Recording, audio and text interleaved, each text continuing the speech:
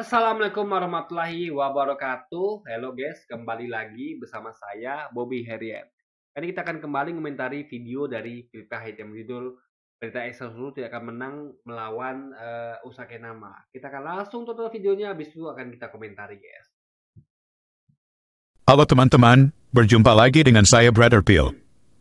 Kembali kita akan menanggapi bangkai. Pandai-pandai kita menyembunyikan bangkai, satu saat juga bau bangkai itu akan tercium. Dalam videonya, bangkai menanggapi pendeta Ezra Soru.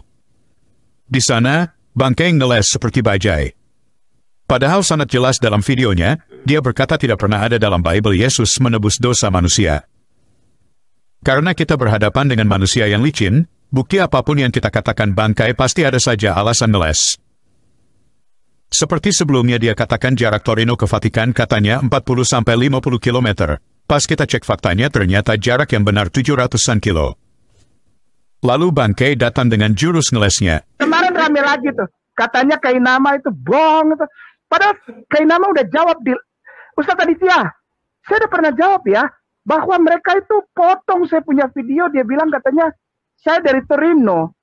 Torino itu 700 lebih kilo, saya di Fiat Torino. Guys, mari kita ikutin ngelesnya Bangki. Tadi katanya, dia dulu di Fiat Torino, meskipun di Milan, ada juga Fiat Torino. Mari kita pakai Fiat Torino yang ada di Roma, yang terjadi adalah jarak dari Fiat Torino ke Vatikan hanya sekitar 5 km, tidak seperti yang pengakuannya, yaitu 40 atau 50 km. Jadi mau ngeles apa lagi nih? Flashback. Jaraknya sekitar 40 sampai 50-an kilo lah dari Torino. Saya tidur di Torino dulu. Waduh, kejam. Google kejam. Google itu kejam. Hal yang sama dia lakukan terhadap video pendeta Ezra Soru. Gini loh guys ya, itu kan masalah jarak. Nama jarak ya, kira-kira. Ya, tidak ada ukuran pasti. Ya, ini loh, saya terangkan gini ya. Kita lihat jarak itu kan ada garis lurus, ada dari jalan. Tuh, ngerti nggak maksudnya? Ketika Anda tarik garis lurus, bisa jadi mungkin 5 kilo. Tapi kalau Anda ambil garis jalannya, bisa jadi 40 kilo. Ngerti nggak maksud saya? Contoh, jarak kalau misalnya gini nih ya. Saya tinggal, kalau Anda pernah ya ke daerah tempat tinggal saya ya, saya tinggal di perumahan Grak Kawalu Payung Sekaki di Kuaraya, Kabupaten Kampar.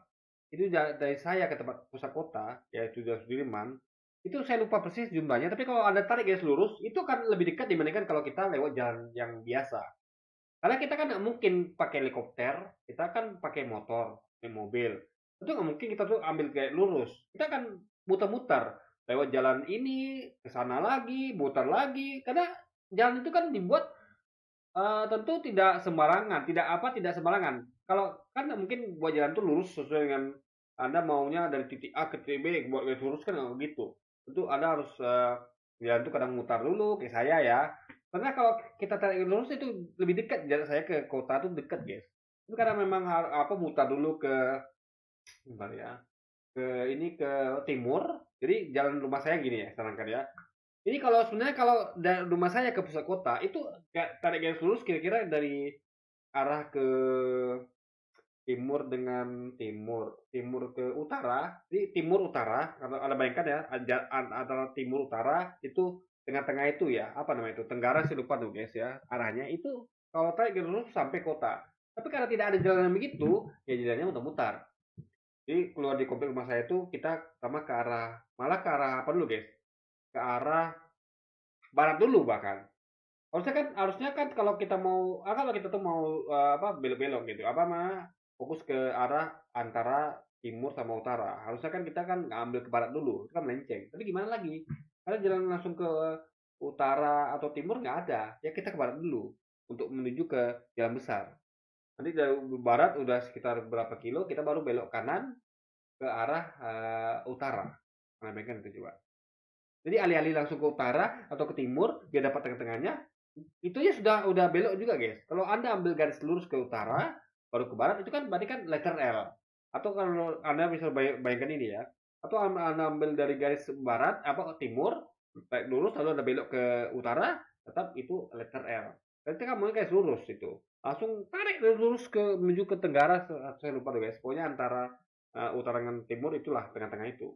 Tapi kan tidak mungkin begitu. Jadi kita justru ke barat dulu, guys. Barat dulu, lalu kita terus ke utara, nanti dari utara ke timur. Timur itu, guys, nanti itu jalan itu nggak lurus itu. Di timur itu kadang-kadang agak ke ke selatan lagi. Ini baru belok lagi. Nanti dari kalau saya kan kita tuh ke arah ke utara, tapi kita agak ke selatan lagi gitu. Gitu terus. Ini mutar lagi, guys. Kayak huruf O gitu. Makanya saya katakan ya, jarak yang 5 kilo bisa jadi 40 kilo. Tergantung kita lihat dari mana. Jadi kalau Google itu, ya bisa jadi dia ngambil kayak lurus. Padahal itu adalah kita nggak mungkin lompat dari melewati gedung-gedung tinggi, nggak mungkin, guys.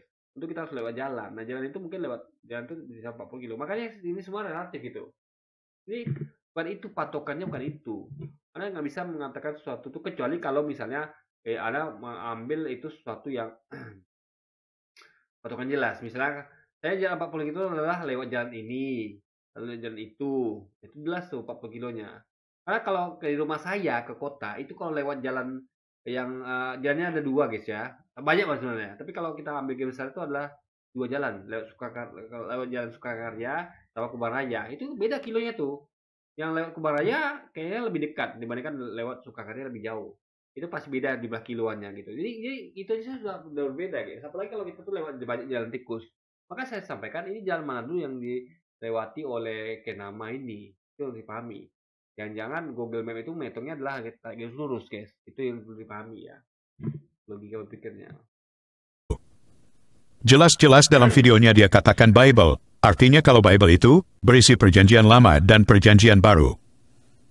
Berikut ini videonya.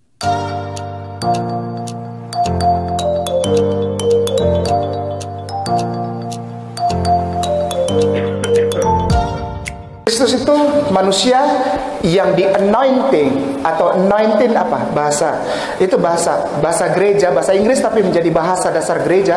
Anointed, laki-laki yang diurapi itu artinya diangkat, disahkan, dibaiat, ditahbiskan untuk menjadi seorang laki-laki yang menjadi penyampai pesan Tuhan, penyampai pesan Allah. Ya, anointed, Kristus, Hamasiah, Al-Masihu itu artinya bukan juru selamat. Sampai detik ini saudaraku yang Kristen dan Katolik itu sudah banyak yang berdialog dengan saya, dan saya cuma pegang satu saja. Ketika engkau bilang Yesus itu Kristus, itu benar, itu tidak salah. Karena artinya engkau membenarkan bahwa Yesus itu Nabi. Yang pertama isinya adalah ketika Ustadz Tony menanyakan Yesus itu Islam, kenapa berani bilang Islam? Karena dia pertama adalah dia bukan Tuhan. Dia tidak pernah jadi Tuhan, dan dia tidak pernah dia jadi anak Tuhan. Tidak pernah. Dia tidak pernah menebus dosa manusia. Tidak pernah. Dan di dalam Bible tidak pernah ada ayat tulisan begitu, tidak pernah ada. Dan di dalam Bible tidak pernah ada ayat tulisan begitu, tidak pernah ada. Dan di dalam Bible tidak pernah ada ayat tulisan begitu, tidak pernah ada. Teman-teman saksikan sendiri, Bangke tidak sedikit pun mengatakan Injil, yang dia katakan adalah Bible. Ini adalah video fullnya, teman-teman bisa lihat sendiri di channel ini. Jadi tidak salah kalau pendeta Ezra Soru mengutip pernyataan Rasul Paulus, karena itu ada dalam Bible. Dan kami mengutip surat Paulus, karena menurut iman Kristen tulisan Paulus diinspirasi oleh Roh Kudus. Sekarang, jadi begini ya, Bible itu yang diyakini umat Kristen itu adalah Injil. Ya, ingat. Jadi bagi umat Kristen itu nggak ada bedanya. Injil ya Bible juga gitu. Ya kitab juga. Ini kitab itu adalah Injil juga gitu loh. Jadi makanya ini yang disampaikan saya itu adalah dalam pemahaman yang universal. Bahwa umat Kristen itu menyebut kitab mereka sebagai Injil, sebagai Bible gitu.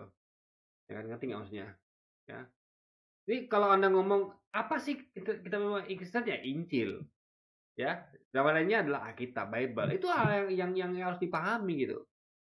Nah, jadi itu harus dipahami ya guys ya. Jadi poinnya adalah sesuatu itu yang nggak bisa kita pisahkan antara Injil dengan Bible. Karena ya Bible Injil juga, Alkitab juga gitu kan. Itu yang diyakini oleh teman-teman Kristiani gitu. siapa Bangke melarang kami menggunakan kitab kami sendiri? Dan siapa Bangke berani menafsirkan kitab kami? Kalaupun Bangke ingin meminta jawaban dari kitab Injil, kita juga bisa berikan. Kita punya hak karena kita beriman kepada kitab Injil. iman Islam itu bukan hanya kepada Quran, bro, tapi juga Taurat, Zabur, Injil. Dan kita juga meyakini bahwa kita itu sudah diselewengkan oleh tangan manusia. Itu iman kita yang bisa diganggu gugat. Kalau kalian kan tidak beriman kepada Muhammad dan kepada Quran, jadi kalian itu tidak berhak. Karena kalau kita beriman, kalau kalian beriman nih kepada Muhammad dan Al-Quran, silakan kalian bahas Quran. Tapi kan tidak beriman, ngapa kita tuh membahas sesuatu yang tidak kita imani? Tapi kalau kita memang mengimani Taurat, Zabur, Injil, Yesus beserta penyimpangannya, yang kita yakini itu adalah telah diselewengkan oleh manusia, itu keyakinan Islam yang tidak bisa diganggu gugat. Sehingga kita berhak untuk membahasnya, guys. Mari kita buka dalam Injil Matius 20 ayat 28. Sama seperti anak manusia datang bukan untuk dilayani, melainkan untuk melayani dan untuk memberikan nyawanya menjadi tebusan bagi banyak orang. Ya, ini bukanlah apa yang disampaikan oleh Yesus sendiri, guys. Ya. Nah, Yesus tidak pernah mengatakan, Yesus pernah mengatakan bahwa kemarilah anak-anak itu, biarkanlah anak itu mendekat kepadaku, karena mereka adalah ampunnya kerajaan surga. Artinya anak kecil itu suci tanpa dosa, karena mereka punya kerajaan surga kan. Itu artinya tidak ada dosa waris. Karena kalau ada dosa waris berarti anak itu harusnya berdosa. Tapi tidak, anak itu adalah yang punya kerajaan surga alias suci dosa, guys. Ini keyakinan dari Islam, gitu kan. Pernyataan yang sama juga ada dalam Injil Markus 10 ayat 45.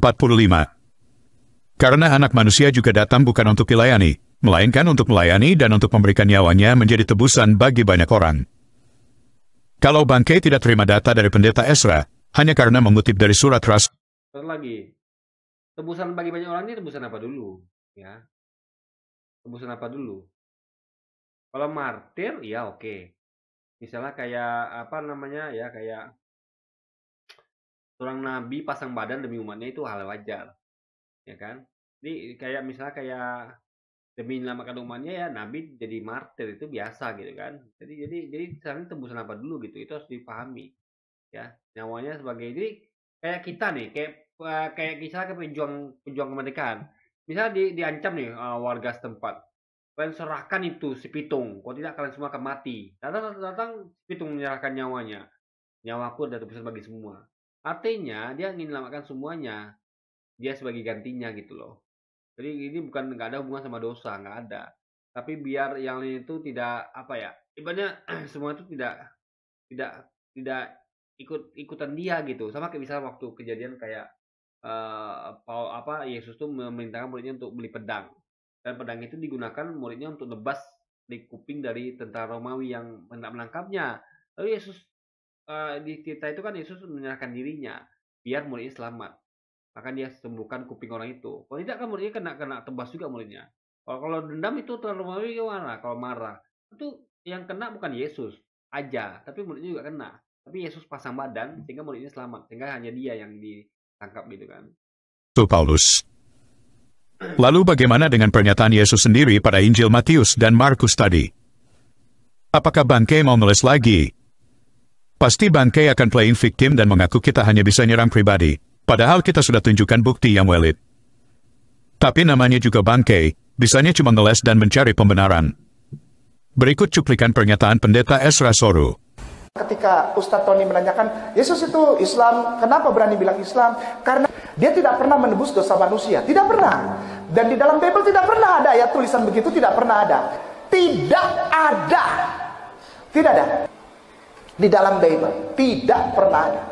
Ya, saudara, itu saya lihat video dari mualaf Agustinus Kainama yang mengklaim bahwa dia sebelum jadi mualaf dia adalah pendeta Kristen, lalu pendeta yang tamat sekolah teologi, lalu belajar di mana-mana. Pokoknya ya biasalah kalau mualaf cerita tentang masa lalu itu kan biasanya tinggi-tinggi semua. Soal benar atau tidaknya saya tidak urusan di situ, tapi dalam video dia yang sudah saya cuplikan itu dia memang mengatakan bahwa beberapa hal tidak pernah ada di dalam Bible. Nah, tadi yang sudah kita dengar itu kan dia mengatakan bahwa di dalam Alkitab atau dalam Bible itu tidak pernah ada dikatakan Yesus menebus dosa manusia, menebus. Memang tidak ada. Kan kalimatnya jelas, menebus dosa manusia. Menebus dosa manusia. Ya. Tebusan itu beda loh dengan menebus dosa manusia, beda. Apa yang tebus? Banyak yang tebus. Jadi jangan mentang-mentang ada kata tebusan lalu tiba-tiba diarahkan dengan dosa manusia. Ya, ya. Jadi tebusan itu semacam kayak ya sudah deh, sebagai tebusannya dia berutang pada kamu, saya bertanggung jawab. Jadi adalah tanggung jawab, bukan nggak mesti dihubungkan dengan dosa, guys, enggak. Karena ini bertentangan dengan ayat lainnya yang mengatakan bahwa Yesus mengatakan bahwa anak-anak itu kecil itu biarlah kemari ke hadapanku, karena mereka adalah punya kerajaan surga. Nanti tidak ada dosa waris gitu kan. Juga ada ayat lain mengatakan bahwa kesalahan seorang ayah tidak akan ditimpakan pada anaknya, dan kesalahan anaknya tidak akan ditimpakan pada yang lain. Kalian tanggung masing-masing. Artinya adalah tidak ada dosa waris, nggak ada, guys. Jadi karena kita harus lihat ayat itu saling bertentangan, makanya kita harus pahami. Berarti ini adalah bukan itu maksudnya gitu loh, karena bertentangan kan. Kita nggak bisa memaksakan sesuatu yang bertentangan. Artinya kalau udah bertentangan, berarti harus dibelokkan tafsirannya biar tidak bertentangan, guys. Karena kalau bertentangan ada paksakan, berarti ada punya adanya kontradiksi. Makanya harus pahami seperti itu gitu kan logika berpikirnya. Manusia berdosa itu ya. Nah, kalau dia mengatakan tidak pernah ada dalam Bible, apa yang dia maksudkan dengan Bible? Biasanya kalau yang dimaksudkan dengan Bible itu kan seluruh Alkitab, ya. Nah, saya heran kalau memang dia mantan pendeta yang belajar dengan baik, bagaimana dia bisa mengatakan bahwa tidak ada sama sekali di dalam Bible, di dalam Alkitab Kristen yang mengajarkan bahwa Yesus itu memang menebus dosa manusia atau menebus manusia berdosa. Saya kira terlalu banyak ayat yang menyatakan itu ya. Saya berikan contoh saja, Korintus 1 ayat yang ke-30. Tapi oleh dia, kamu berada dalam Kristus Yesus. Iya, ini kan dari Paulus, guys. Paulus yang menyampaikan kan, bukan Yesus. Yesus yang oleh Allah telah menjadi hikmat bagi kita. Dia membenarkan dan menguduskan dan menebus kita. Apa yang dibantah itu adalah Kainama bilang tidak ada dalam Bible. Sekali lagi, Bible, Gospel. Pak Pendeta mungkin lewat. Pak Pendeta sehat-sehat, ya. Dan di dalam Bible tidak pernah ada ya tulisan begitu, tidak pernah ada. Kainama sama Ariasto kasih salam betul dari lubuk yang paling dalam, kita hormat. Iya. Pak Pendeta sehat-sehat ya. Pak Pendeta mungkin nonton video itu potongan. Jadi di dalam video itu tahun 2013 Bung Ade. Oh. Itu video tahun 2013. Pendeta di Solo. Itu. Pak Pendeta bilang saya bodoh dan penipu dan mematahkan argumen saya. Katanya saya, Kainama ini, mengatakan tidak ada dalam Gospel. Ingat Pak Pendeta, itu Pak Pendeta lewat.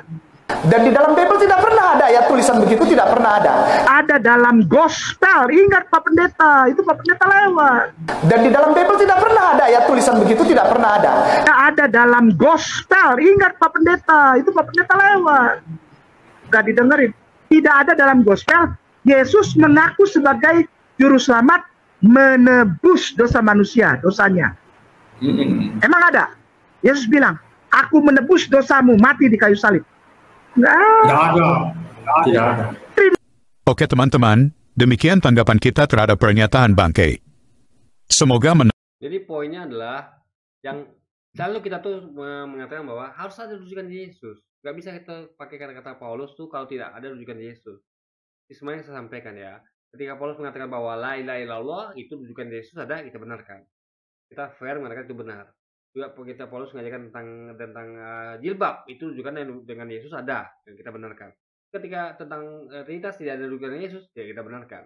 Jadi sekali lagi inilah adalah ada rujukan ke Yesus saja. Kalau tidak kita benarkan. Jadi makanya Kainama itu mengatakan bahwa ya Yesus harus ucapan Yesus sendiri, dan ternyata tidak ada. Artinya itu jelas sekali adalah tidak ada penebusan dosa. Yesus sendiri fakir tidak pernah mengatakan itu, guys. Yang mengatakan tadi adalah siapa? Paulus sendiri gitu kan. nambah informasinya. Terima kasih untuk dukungan teman-teman.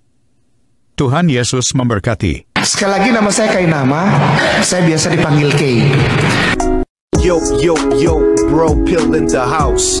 Oke guys, ini ke musik nanti takutnya nanti copyright. Oke, jadi mungkin sekian dulu aja video kita kali, dan sampai jumpa lagi di video-video selanjutnya. Dan wassalamualaikum warahmatullahi wabarakatuh guys.